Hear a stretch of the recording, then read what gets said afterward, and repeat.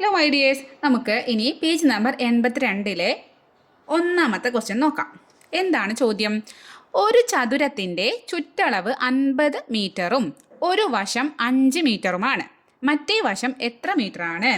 അപ്പോൾ നമുക്ക് തന്നിരിക്കുന്നത് ഒരു ചതുരാണ്. അപ്പോൾ നമുക്ക് ജസ്റ്റ് ചതുരം ഒന്ന് റഫായിട്ട് വരച്ചു നോക്കാം. ഇതാണ് നമ്മുടെ ചതുരം. ഇനി ചതുരം എന്ന് പറഞ്ഞാൽ എന്താണ്? രണ്ട് വശങ്ങൾ എതിർവശങ്ങളിൽ തുല്യമായിരിക്കും. ഇതും തുല്യം, ഇതും തുല്യം. പക്ഷേ എല്ലാ വശങ്ങളും തുല്യമാണെങ്കിൽ നമുക്ക് അത് സമചതുര എന്ന് പറയാം. ഇത് വെറും ഒരു ചതുരാണ്. അതിൻ്റെ ചുറ്റുള്ള അളവാണ് 50 മീറ്റർ. ചുറ്റളവ് എന്ന് പറഞ്ഞാൽ എങ്ങനെ കൂട്ടാം? ഈ ഒരു വശം പ്ലസ് ഇത് ഇതെല്ലാം കൂടി കൂട്ടിയാൽ എത്ര ഉണ്ട്?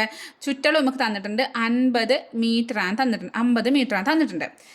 ഇതിൽ ഒരു വശം 5 മീറ്ററാണ് തന്നിട്ടുണ്ട്. ഇതിൽ ഒരു വശം ഇപ്പം നമുക്ക് ഏതെങ്കിലും ഒരു വശം എടുക്കാം. നമുക്ക് അറിയില്ല അത് നീളമാണോ വീതിയാണോ അറിയില്ല. ഇത് നീളം ഇത് വീതിയാണെങ്കിൽ നീളത്തിന് നമ്മൾ ലെങ്ത്ത് എന്നാണ് ഇംഗ്ലീഷിൽ പറയുക. അപ്പോൾ അതിന് L എന്ന് എടുത്തു. വീതിക്ക് നമ്മൾ ബ്രെഡ്ത്ത് എന്നാണ് പറയുക. അത് നമ്മൾ B എന്ന് എടുത്തു. അപ്പോൾ ഇത് L ആണെങ്കിൽ ഇത് B ആയിരിക്കും. ഇതല്ലാണെങ്കിൽ അതിന് ഓപ്പോസിറ്റ് ഇതും L ആയിരിക്കും, ഇതും B ആയിരിക്കും. രണ്ട് നീളം രണ്ട് വീതി, അതാണ് നമ്മുടെ ചുറ്റളവ്.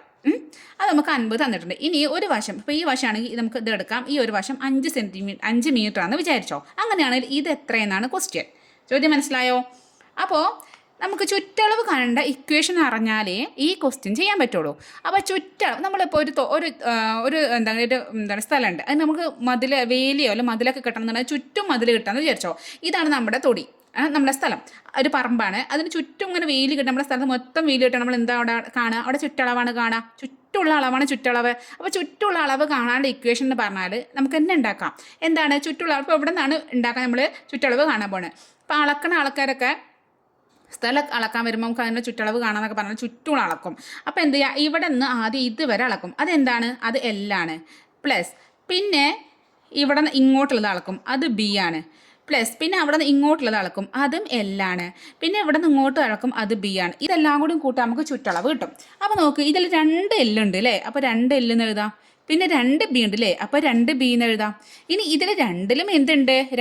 ഇതിലും 2 ഉണ്ട്, ഇതിലും 2 ഉണ്ട്. അപ്പോൾ ഈ 2നെ പിടിച്ച് നമുക്ക് എന്ത് ചെയ്യാം? പുറത്തേക്ക് ഇടാം. ബാക്കി ഇവിടെ L പ്ലസ് B എന്ന് വരും. അതാണ് നമ്മുടെ ചുറ്റളവ് കാണേണ്ട ഇക്വേഷൻ.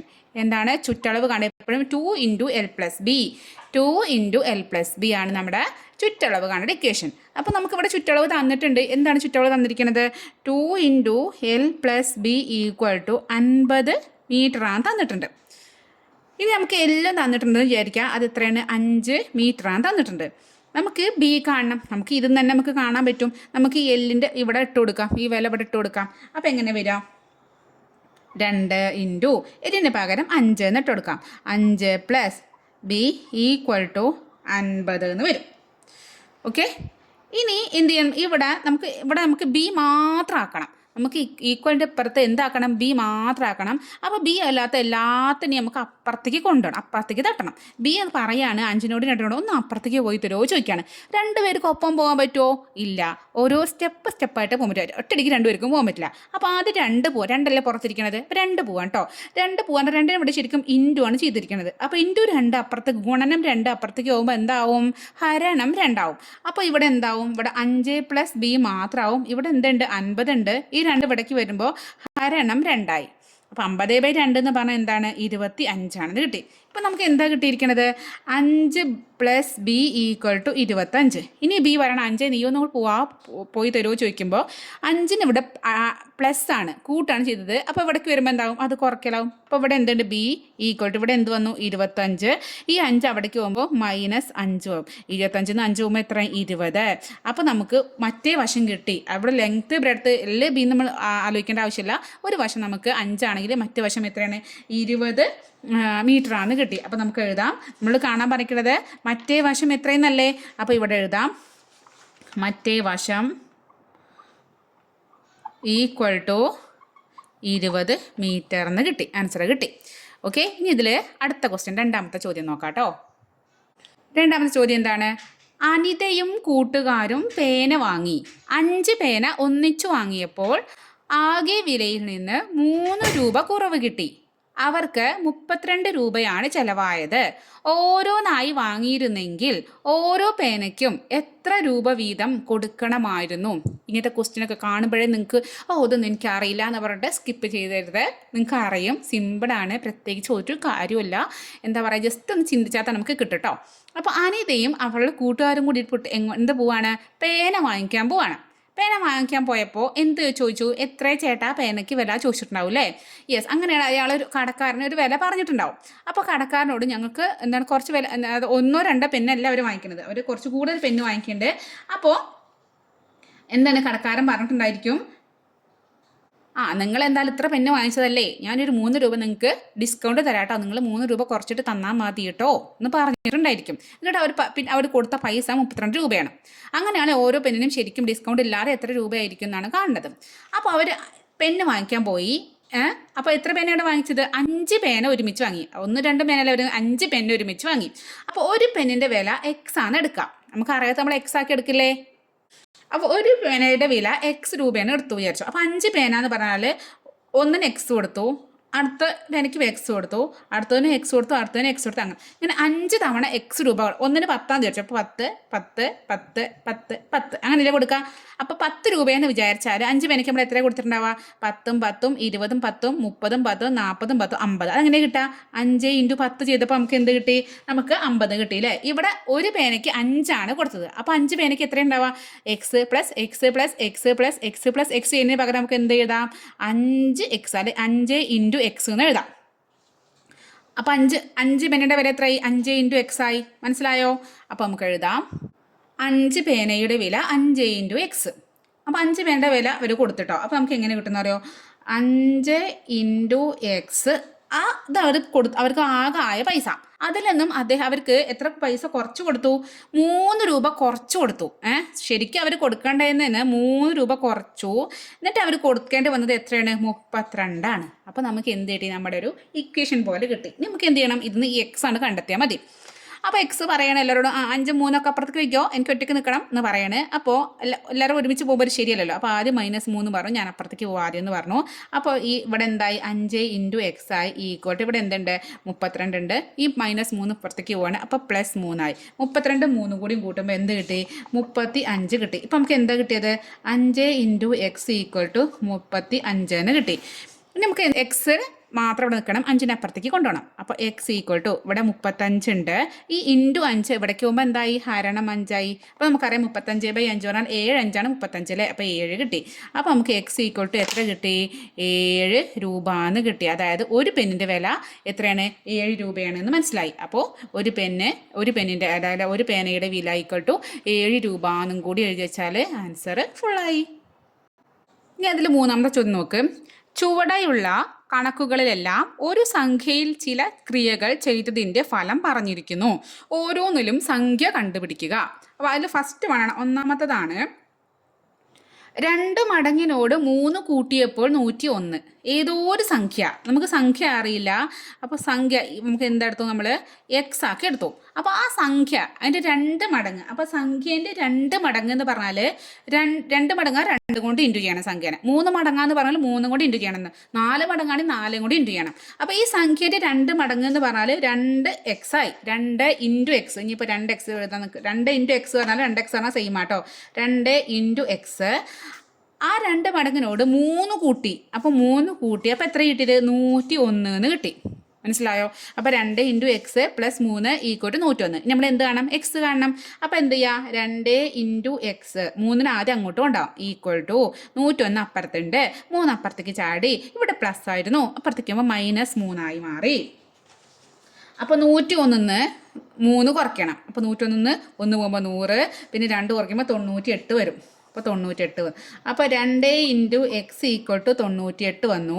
ഇനി എക്സ് ഈക്വൽ ടു ഇൻറ്റു ചെയ്ത 2നെ അപ്പുറത്തേക്ക് കൊണ്ടുപോകുമ്പോൾ ഇവിടെ 98 ഉണ്ട്. ഇവിടേക്ക് വന്നുമ്പോൾ ഹരണം 2 ആയി.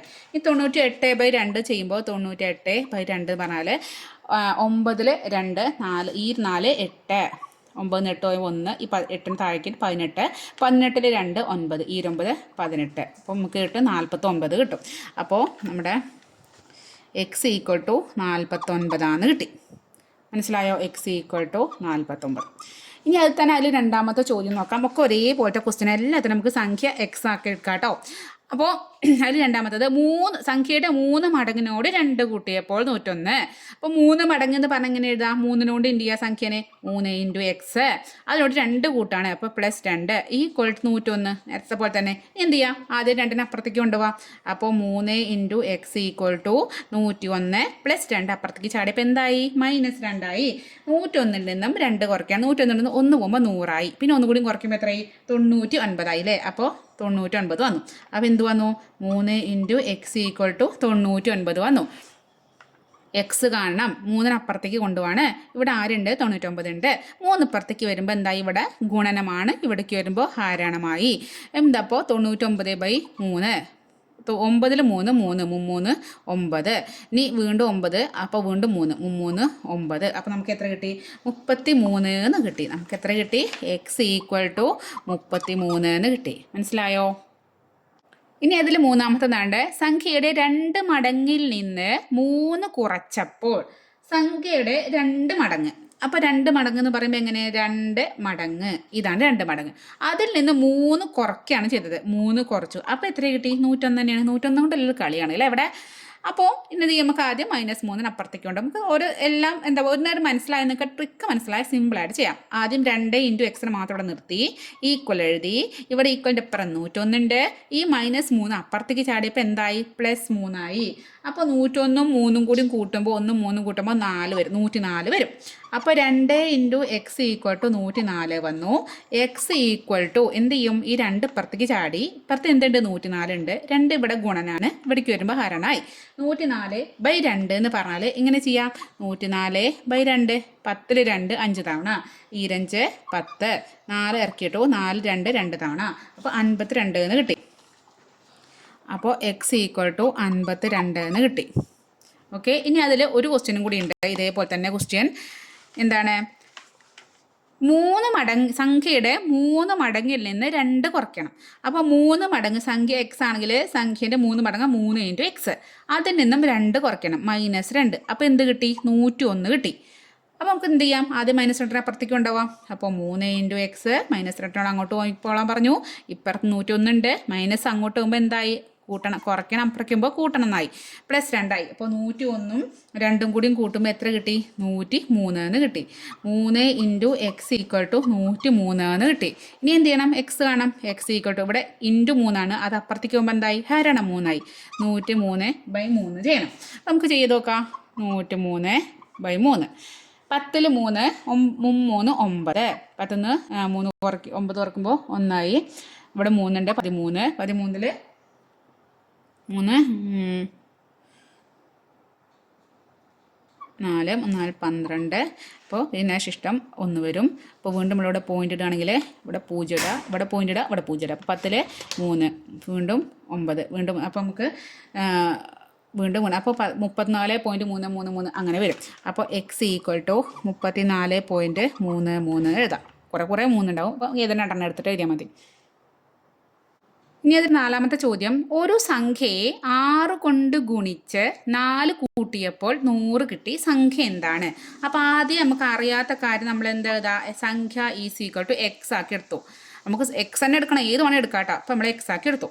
ഇനി ആ സംഖ്യയെ 6 കൊണ്ട് ഗുണിക്കണം ആദ്യം. അപ്പോൾ 6 ഇൻറ്റു എക്സ് ആയി. 6 ഇൻറ്റു എക്സ് ആയി. എന്നിട്ട് അതിനൊക്കെ എത്ര കൂട്ടി? 4 കൂട്ടി. ആ 6 കൊണ്ട് ഗുണിച്ചിട്ട് ശേഷം അതിലേക്ക് 4 കൂട്ടി.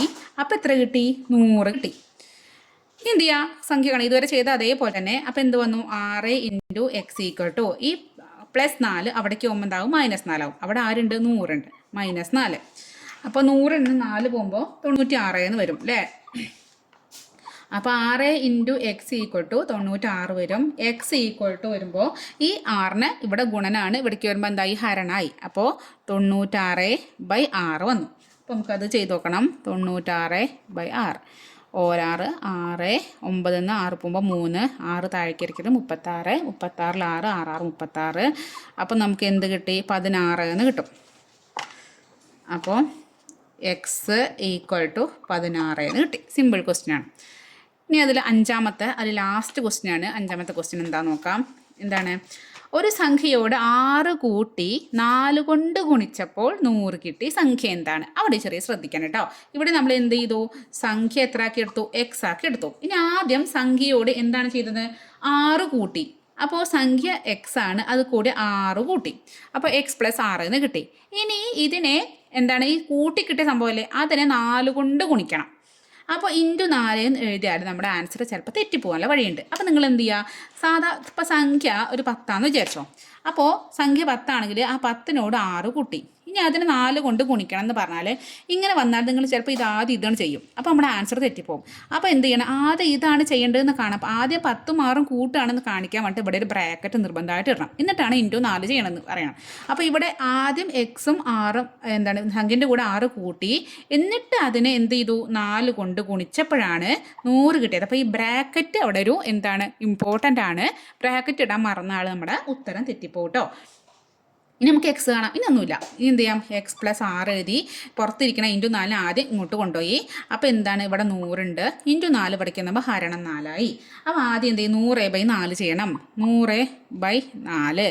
ഈ 4 8. 10 8 പോയപ്പോൾ 2. ഈ 0 താഴെ 20. I 4 20. അപ്പോൾ നമുക്ക് 25 എന്ന് കിട്ടി. അപ്പോൾ എന്ത് കിട്ടി? എക്സ് പ്ലസ് 6 = 25 എന്ന് കിട്ടി.